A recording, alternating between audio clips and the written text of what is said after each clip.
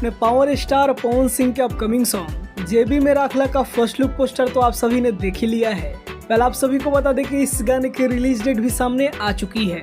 तो आइए जानते हैं कि आखिर कब ये गाना आप सभी को देखने को मिलने वाला है। दोस्तों सबसे पहले बात करें इस गाने के बारे में, तो इस गाने को गाया है अपने पावर स्टार पवन सिंह ने और अलका झा ने। और दोस्तों इस गाने में लिरिक्स है सुमित सिंह जी का और इस गाने में म्यूजिक दिया है छोटे बाबा जी ने। इस गाने को आप सभी के बीच रिलीज किया जाना है बॉस म्यूजिक के ऑफिशियल यूट्यूब चैनल पर, जहां पे आप सभी को ये गाना कल यानी कि 8 तारीख को सुबह 7 बजे देखने को मिलने वाला है। तो अगर आप सब ने बॉस म्यूजिक भोजपुरी को सब्सक्राइब नहीं किया है तो जाकर उस चैनल को सब्सक्राइब करिए। और कल 7 बजे ये गाना आप सभी के बीच रिलीज हो रहा है, तो कल इस गाने को अपना खूब सारा प्यार दीजिए। बाकी हम मिलते हैं आप सभी से किसी और वीडियो में पवन सिंह से जुड़ी किसी और अपडेट के साथ।